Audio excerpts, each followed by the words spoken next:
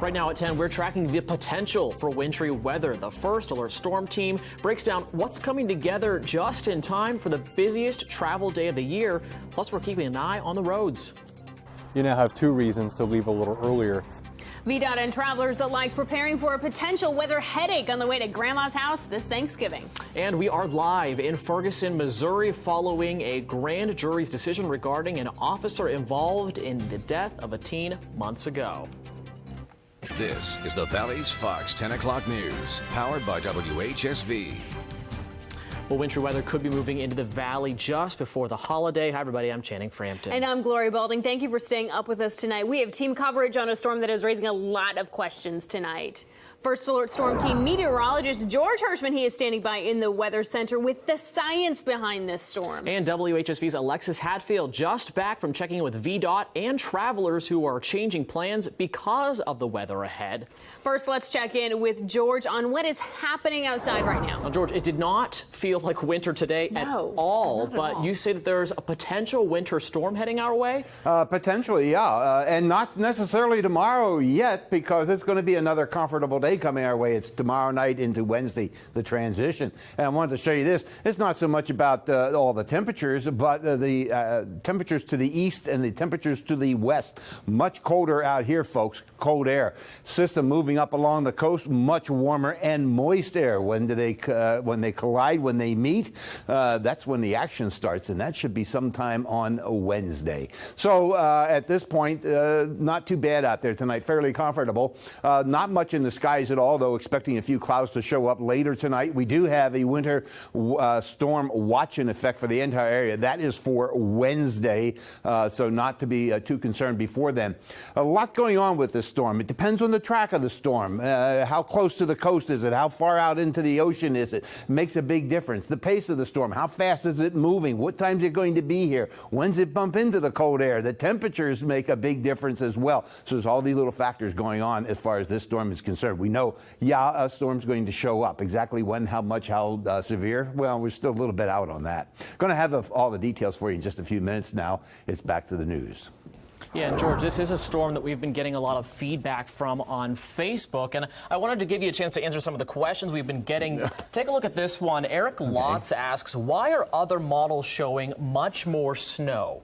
So what's the reasoning behind that, George? The models, people don't understand. There's hundreds of models, and each model has different weights in it. Some say the moisture, the barometric pressure, the sea temperatures. So they all come out a little differently, and it depends which people want to use what models. Yeah. And some come out, I've seen 12, 15 inches. I don't think that's going to happen. But we've seen that much. But that's the variation you can pick up in these models. It depends on the meteorologist you're working with as to what they pick, what they think is going to work. And that becomes our forecast. Okay, and the second question from Facebook comes from Debbie McCormick, and she writes the question that we all want to know the answer to, George. How much snow are we supposed to get? And that's kind of a hard question to answer at this point, right? It is a little bit on the difficult side. We are talking about 1 inch to 3 inches with a little more of the higher elevations for sure. A possibility to no snow at all, folks. And to the east of the mountains, it's pretty much a rain event. Right. Okay. Well, George, you're going to be tracking this throughout the night. He's going to have a full breakdown of what we're looking at. You're working on that for later. You want to stay close to Twitter and to your Facebook page. We send stuff out, let you know what's going on. That's right. And you can ask your questions about the weather team on WHSV TV3 Facebook page. Just send your questions on over, and we'll do our best to answer them for you and keep you ahead of the storm. Now let's continue our team coverage of this potentially dangerous weather that could impact your travel plans. I'm joined by WHSV's Alexis Hatfield. So, Alexis, why is this such a tough situation for VDOT? Well, the timing of the storm makes it extremely tricky for VDOT. And with the combination of people on the roads for Thanksgiving and depending on how that storm starts, VDOT may not be able to prepare. That's why one family told me they're happy to beat the storm before it gets here. Ann Stevens and her family are traveling up Interstate 81 from Georgia, heading back to her hometown of Harrisburg, Pennsylvania. She says she is used to winter weather. Snow's not a big deal. Here in the Valley, the Virginia Department of Transportation says it's keeping a close eye on the forecast. You may remember scenes like this from last year. VDOT says if it rains before the snow, it may not be able to pre-treat the roads. It just washes those chemicals right off the road surface. But if it doesn't rain first, VDOT says it can pre-treat. The mild temperatures ahead of the storm and the possibility of winter weather on the way, it makes it tricky for VDOT to tackle. We saw a lot of this last winter where we had some nice days where it's getting close to 70 degrees, and then 2 days later you're standing out there in the sleet or the snow. Now with Thanksgiving a few days away, VDOT recommends getting on the roads earlier. Ann Stevens knew it would save her family from a travel headache. Could not imagine the traffic if it was, say, Wednesday or something. It would be awful, especially since here on 81 it's definitely a far more busy road. It's only a few more hours to their final destination. Okay, so Alexis, what should I do before I hit the roads? Well, before you hit the roads, VDOT has a few resources you can use to get information on road conditions. You can call 511 or use your phone or computer. We'll have more information and a link to traffic cameras up and down Interstate 64 and 81 on our web channel at WHSV.com. Thank you, Alexis. Thanks. All right, we're also tracking some breaking news at this hour. This is a live look at Ferguson, Missouri. An announcement from the grand jury just came down that Officer Darren Wilson will not be indicted in connection with the death of Michael Brown.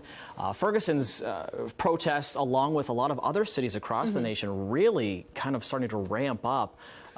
It's unclear what's happening here, but it looks like there is some activity with the police going on. There has been a lot of activity that we've seen not just in Ferguson, but also in Los Angeles, in New York City.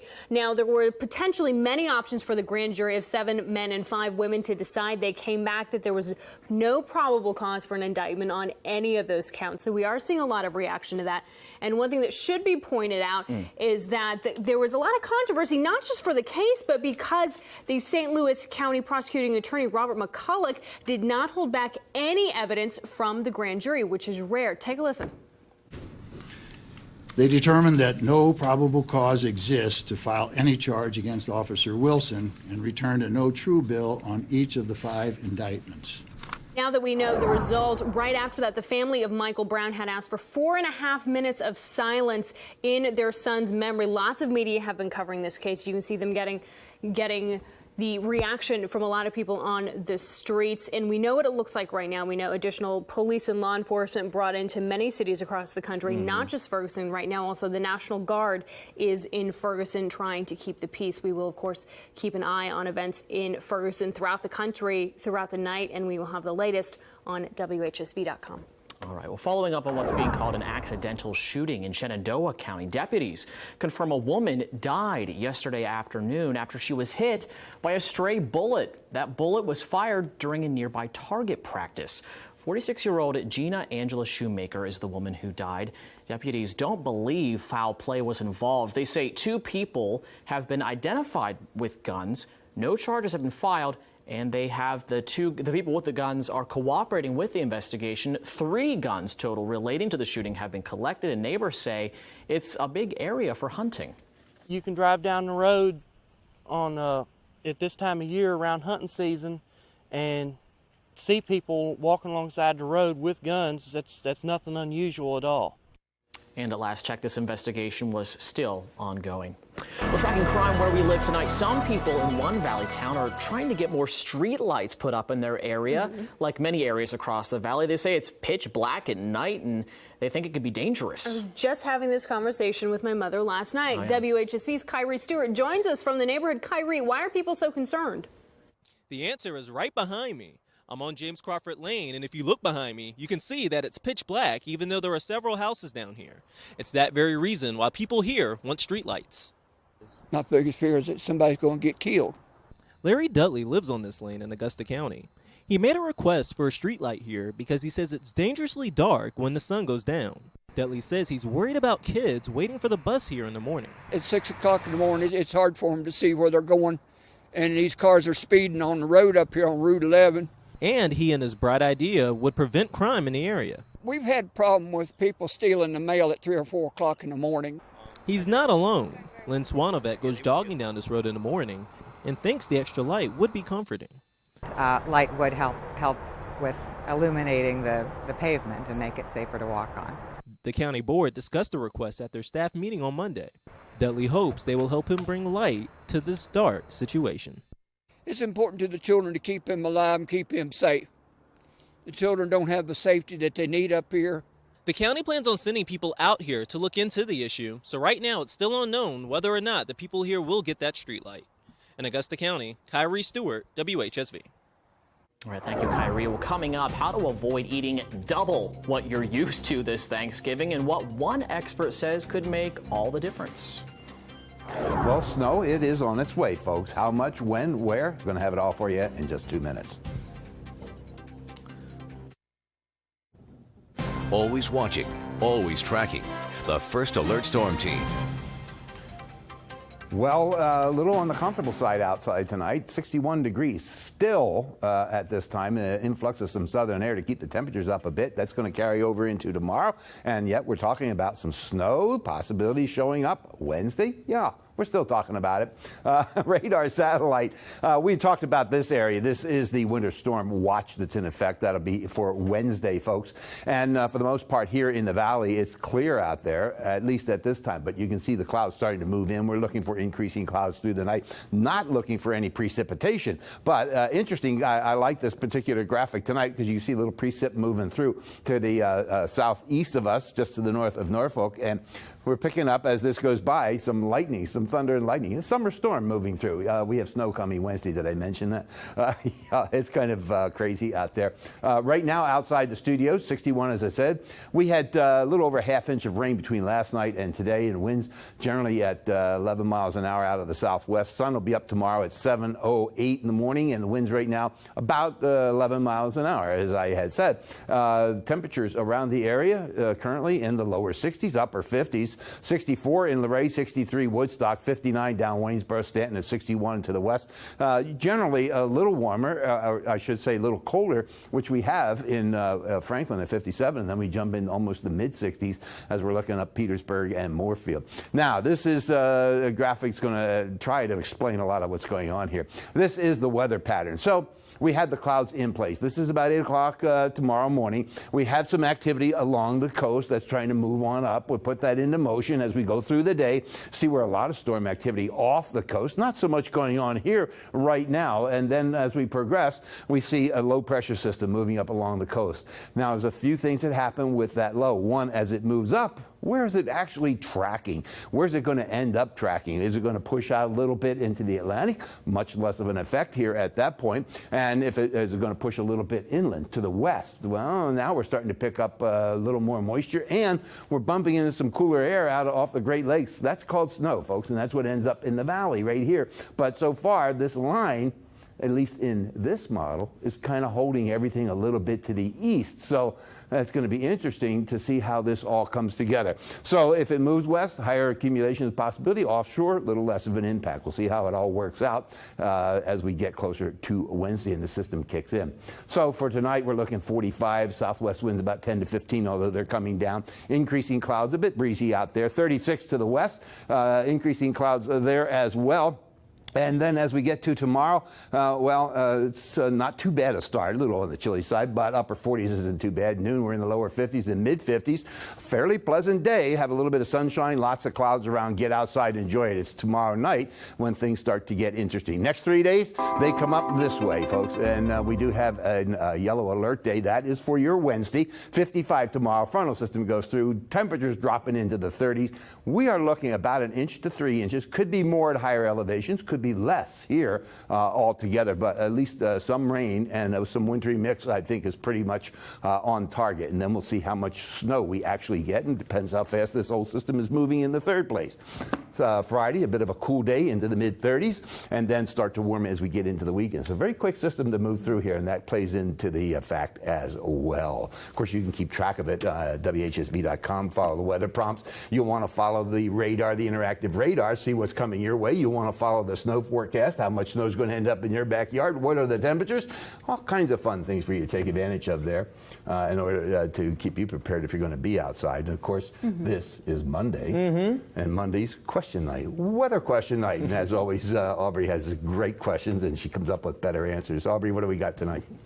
This week's weather question is from Jeff in Strasburg. What causes the northern lights, and can we see them in the winter? Now, the northern lights are caused by activity on the sun. Now, in active regions of the sun, the magnetic particles, they twist and spin, and they eventually burst, creating a solar flare. And sometimes that solar flare can be directed in the direction of Earth. That can project billions of tons of particles toward the Earth. Now, what causes the lights is the interaction between those particles and the Earth's magnetic field. The northern lights are more commonly seen around the polar regions, and winter is a good time to view them if you happen to be in maybe northern Canada or Alaska.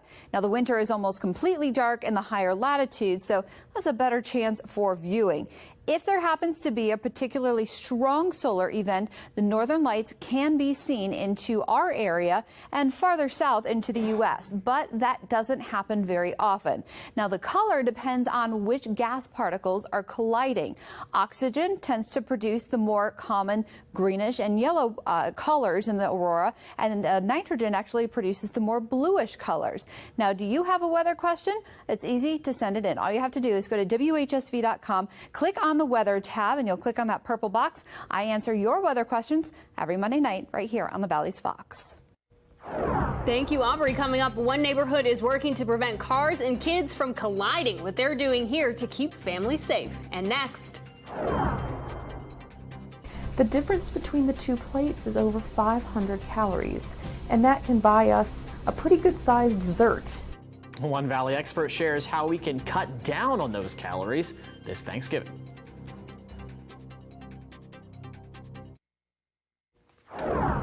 Well, in First Alert Health, experts say we double the number of calories on Thanksgiving compared to a normal day. What does that look like? I have no idea, but this looks delicious. 4,500 calories is about 7 of these hamburgers and French fries. Now, that's how much the average person eats on Thanksgiving Day.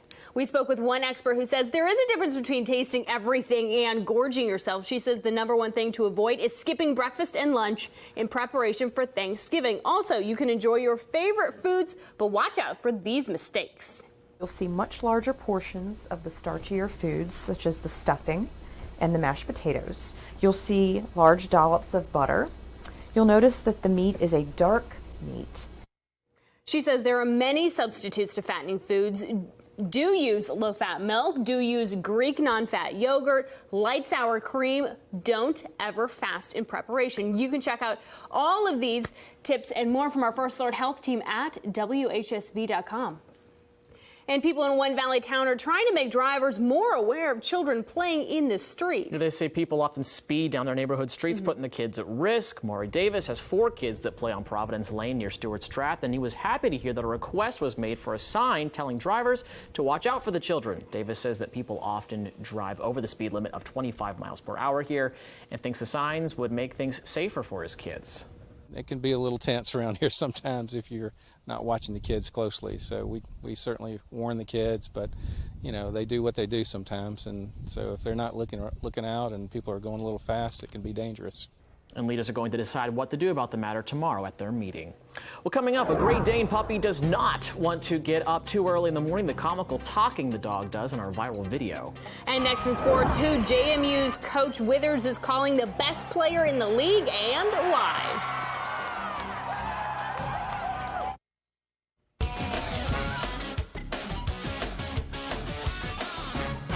Well, it's hard to imagine this year's JMU football team without Vad Lee. Lucky for the Dukes, they don't have to. The Georgia Tech transfer has broken all sorts of records this season, with Coach Withers calling him today the best player in the league. And Lee's latest achievement, his 3rd Offensive Player of the Week award, brought to you by the Colonial Athletic Association. Vad Lee was closer to perfection than any other JMU quarterback has ever been, missing only 2 of his 25 passes on Saturday against Elon. Lee says there was never any doubt the Dukes would make the playoffs despite a rough start to the year. We knew we had the talent. We knew we had the coaches. We knew that our off-season training was so intense that you know, we can come back from adversity. And we talk about events all the time, and events in your life, and how you respond is what's important. And we obviously responded well, and we seen this coming, I can say. Well, a look at tonight's viral video featuring a whining Great Dane. And a final look at the potential for wintry weather in the forecast. We are back in 90 seconds. Come on. Let's go. Tonight's viral video, this Great Dane pup does not want to get up at 3:30 in the morning, and I can say I had probably the same reaction trying to get up that early in the day. Why are you waking me? Yikes. So he's sleeping. I love the noises he's making. He's like, no, this is not happening. Not good. Oh, these are the people that got me.